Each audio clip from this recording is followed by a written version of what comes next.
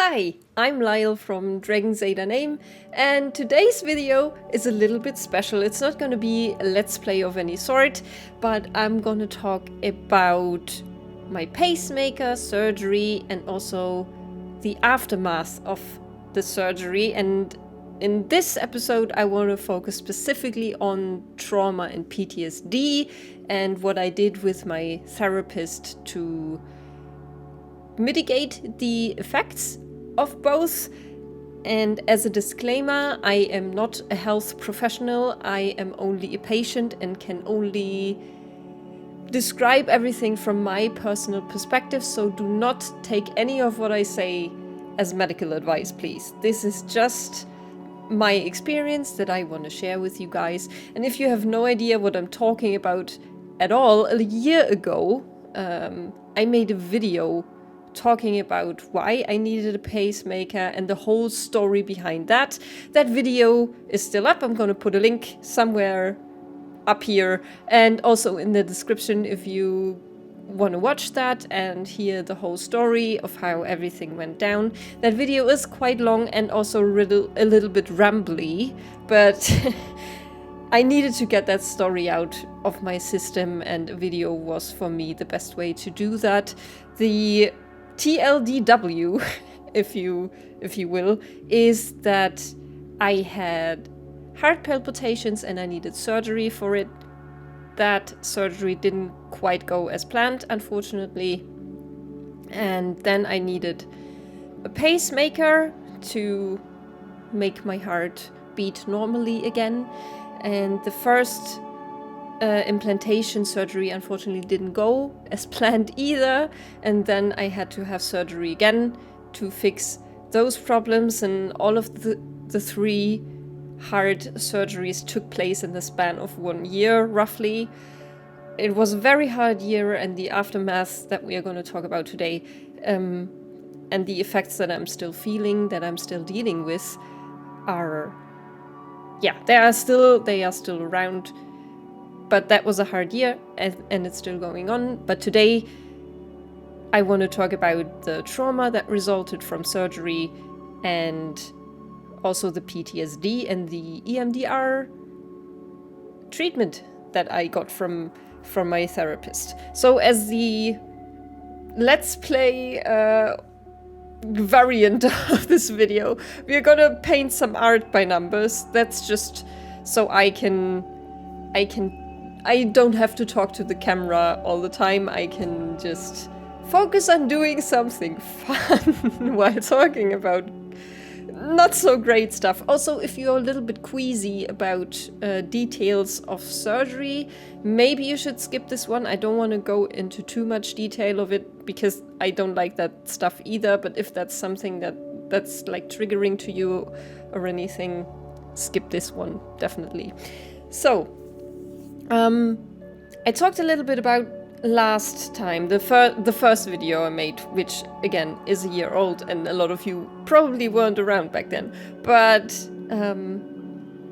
I had to have an ablation done because I had essentially an extra wire attached to my heart that wasn't supposed to be there, that made my heart go very, very fast, and that needed to be dealt with, that needed to be burned away. And for that surgery, I had to be awake. So they could see the heart palpitations happening and then have a better understanding of where that wire was and stuff. I think right after that surgery, I could already feel the effects of that one, because I had a hard time falling asleep. I could always feel my heartbeat, especially when I was trying to sleep. I could just feel it going out of rhythm, if you will, and then I would get panic because I thought I was going to die. Like, I had real panic attacks all the time. And then the other two surgeries happened. They were very thankfully under anesthesia. Even it wasn't real anesthesia. It's like a sleep thing that they give you. I don't know what that is called in in English, but I wasn't awake, which was a blessing, because when you are awake for a whole surgery process, they of course talk a lot of stuff that you don't understand, like words they use and all of that, but they also make mistakes in a sense that probably everybody understands that works. You, like, if you are unconcentrated and stuff, there was they wanted to use a very specific machine, but then they couldn't find the right plug for it. They needed to give me adrenaline to get my palpitations going, and then 10 minutes later realized they used the wrong IV. Like, stuff like that you just kind of don't want to know if you're there for heart surgery. So I just was awake for all of that, and I still remember all of that very clearly, even to this day. Right after the surgery, all of those things came back again and again and again without me actively trying to remember them. They were just in my brain all the freaking time. I had a very hard time making them stop. I had to really concentrate on not thinking about it, thinking actively about other things, talking to people, shutting out the voice in my head that was just replaying the same scenes over and over and over again. And I didn't understand what was happening. Now, looking back, I know that is trauma and PTSD response, but for me, it was like, okay, that happened. It was not even traumatic. It was just a lot. That was just something that had never happened to me. I never had serious surgery before. I don't even think I had surgery at all before, at least not that I can remember. My brain had a very, very hard time coming to terms with everything that had happened to me and all of the images and all of the stuff that the doctors told me. And I just really wanted everything to be over and my life to go back to normal again. I then lost my workplace, which probably wasn't great either for when I needed a bit of distraction. I didn't have that anymore, so I had to move back in with my parents at the time, which is also not great at 26 when you've already moved out and already did the emancipation from your parents, and then suddenly you are so dependent on them again. And I am so incredibly thankful that they did take me in and that they did take care of me. And I know now that they also had a very, very hard time coming to terms with everything, and they just pulled through for me. And I'm so incredibly thankful, but it was a hard time going back. And then also all the surgeries in my brain just kind of got scrambled together at some point. I would wake up remembering one thing and then jumping to another.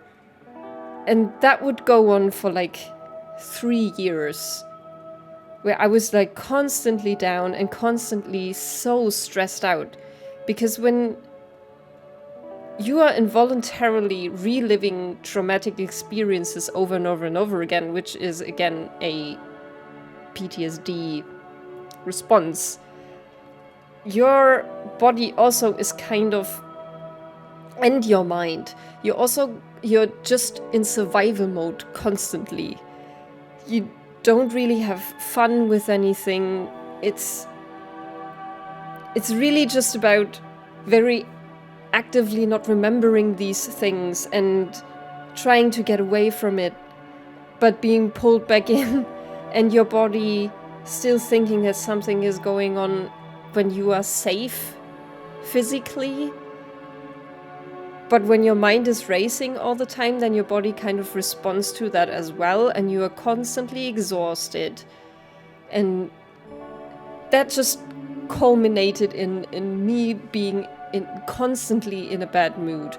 And that was on top of depression and anxiety, which I will talk about I hope, in another video. And then fast forward, like, I think 3 years or 3.5 years, when I finally picked myself up and said, I need to go to therapy because this is not going away on its own. And I kind of want my life back. The life that I had before, or at least some semblance of that life. So I called the therapist, and I remember that first call still very well, because I couldn't even... She asked me on the phone, like, why do you want to come? What's the reason for your call, essentially? And I tried to tell her, and I couldn't get through with what had happened to me without starting to cry. And I wanted to really not do that, because in my brain that was like, she's not gonna take you seriously if you just immediately start to cry, which is bullshit, because, you know, if you have trauma, that's just also one of the responses, is that you cannot tell these stories just like this. So she was, and she was the first person, funnily enough, that when I said, okay, I had 3 surgeries in the span of 1 year, and I'm still feeling so incredibly bad. And she was then like, oh, you really were going through kind of like an odyssey of sorts, like having all of these surgeries. And I remember thinking, no, that's not true. It wasn't that bad. Everybody says, oh, all the doctors specifically said it wasn't that big a deal. Like, implantations, pacemaker implantations happen like 3 times a day for them. It's not that big of a deal. Why is she saying that? That kind of thing, where I couldn't even admit to myself that it was bad, that what had happened was really, really bad, and that it was traumatic. I just couldn't even admit that to myself. Or maybe I just didn't believe myself, if that makes more sense. Maybe I just didn't want it to be that bad, too. I got my appointment and we did the assessment of what she thought was going on, and that was one of the first things, the PTSD, that she said that she could recognize with the symptoms I was describing. But she then suggested that we do EMDR, which is probably gonna sound super weird for anyone who doesn't know what that is. The acronym is for eye movement desensitization and reprocessing. And what happens within EMDR is the therapist simulates movement. So they can put up 2 fingers, or they have a light dot or something, and you just follow that with your eyes. And that simulates the rapid eye movement that you do when you sleep. So when you dream and you process all of that's happened in a given day or something. So it's tricking your brain to getting these very active memories, those traumatic memories that you have, to process them and reprocess them over and over and over again, so they become memory and not trauma. I don't know how to describe it in a way that would make sense for someone who hasn't experienced it, or hasn't watched a video about it or something. So if you're more interested to learn anything about that, EMDR, if you Google that, I'm sure there will be plenty of stuff that you could watch if you wanted to. And I responded very well to that treatment, always have. So we would go through the traumatic experience. We would choose a starting point, and then from that starting point, whatever came into my mind when she was doing the eye movement thing, we would then talk about that and go, from there to the next point, and very slowly we got like a trauma map, if that makes sense. So there were certain things that were linked in my mind to certain feelings or situations that needed to be resolved, that needed to be processed better. And for me, it was always linked to this feeling of helplessness and being at someone else's mercy almost, because I felt through all of that ordeal, I always felt like I had no control over it, that I was pretty much at the behest of doctors, and I didn't get to choose what happened to me. Everyone just said, this needs to happen or you die. Which, you know, that's not really a choice at the age of 26, I would say, if you are an otherwise very healthy person. But there was also a lot of, you know, with the surgery, I wasn't allowed to move a lot for the one that I was awake for. So you just lie there for 2 hours trying not to move, and the anesthesia for their instruments is wearing off, and you are in pain, and you have this screen to your side where it's the inside of your heart, which is so crazy. And then all of everything else going on, all of them talking, and the doctor working, and then stuff not really working out, as I said, as I described before. And all of that just made me feel like I just was not in control of my own life at these points, especially in surgery, and then also like in the hospital, because I had to lie still a lot, and then afterwards I wasn't allowed to move for a certain amount of time, wasn't allowed to lift my arm, for example. And just came a lot of helplessness with it, and that was a big part of my personal trauma that came from this. I remember the first time that we did EMDR. I think that was the first time where I really understood that something was wrong, because we were going through the motions of going through the trauma, and at one point I just started crying like a waterfall. And then when we were done for the session,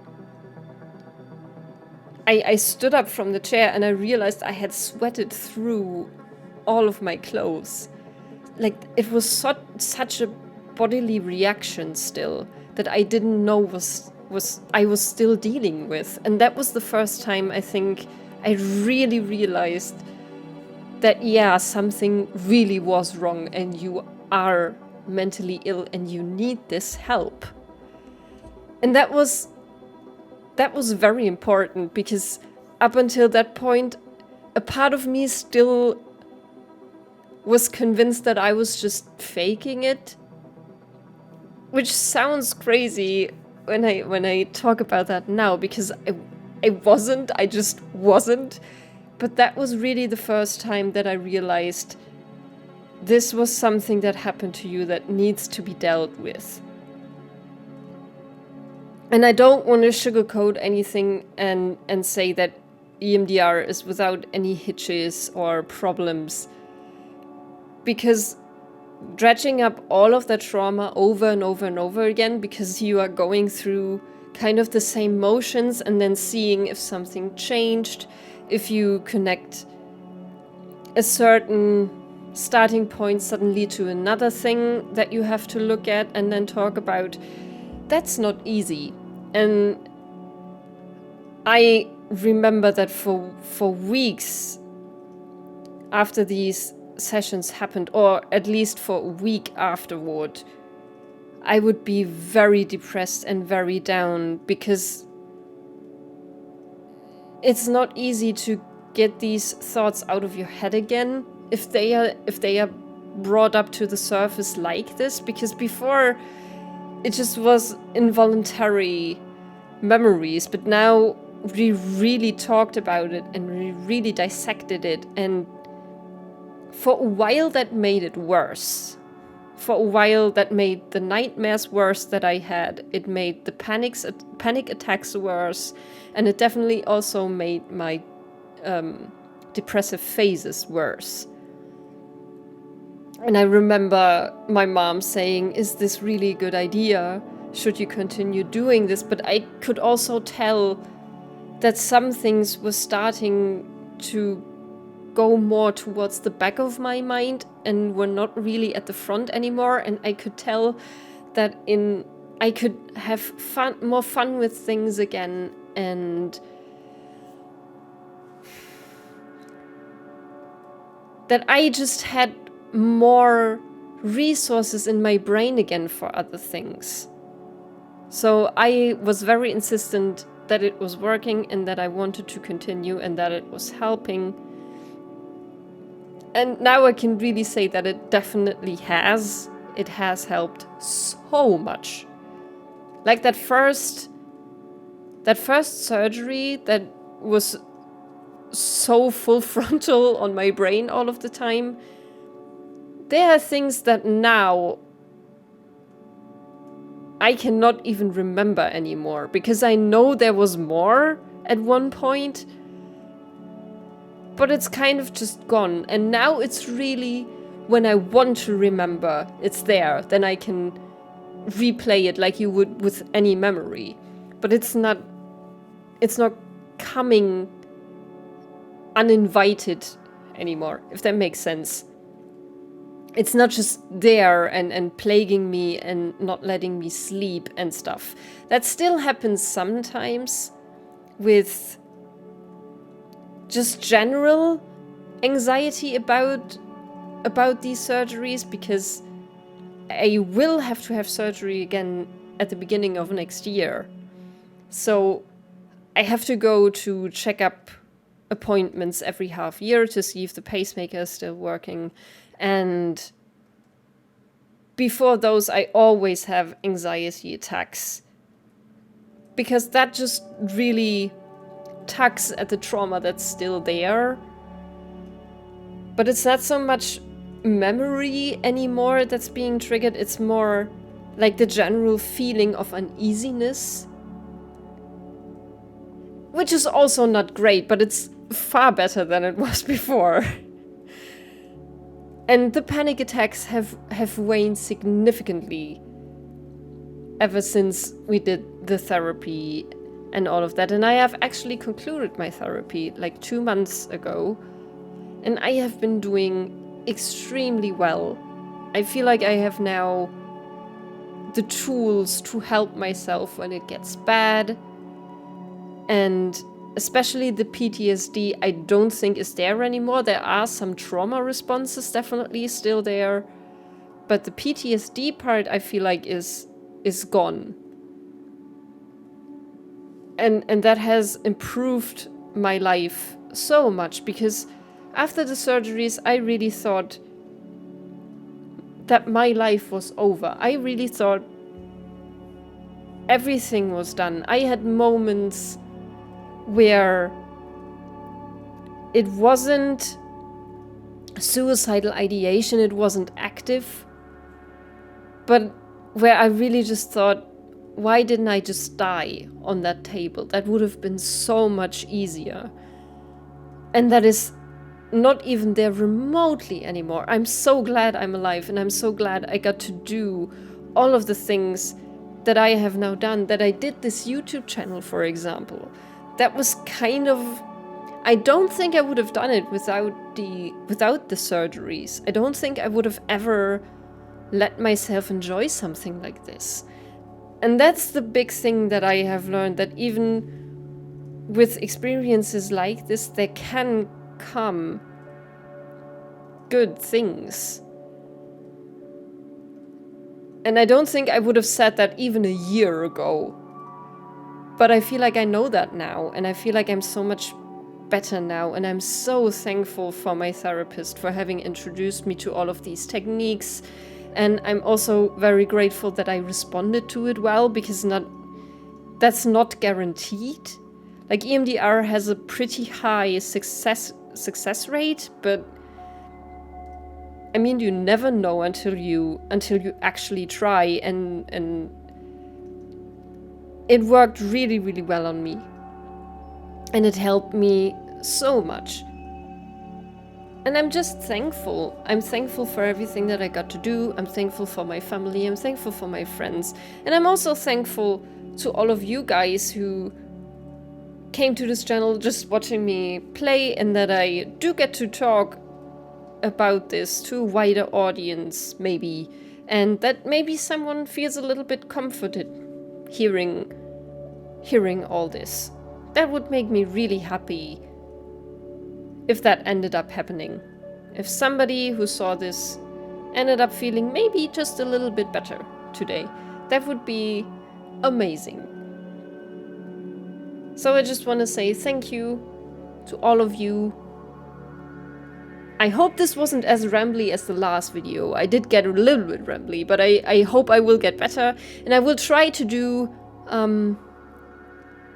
2 more videos about this, one talking about depression and the other one talking about anxiety.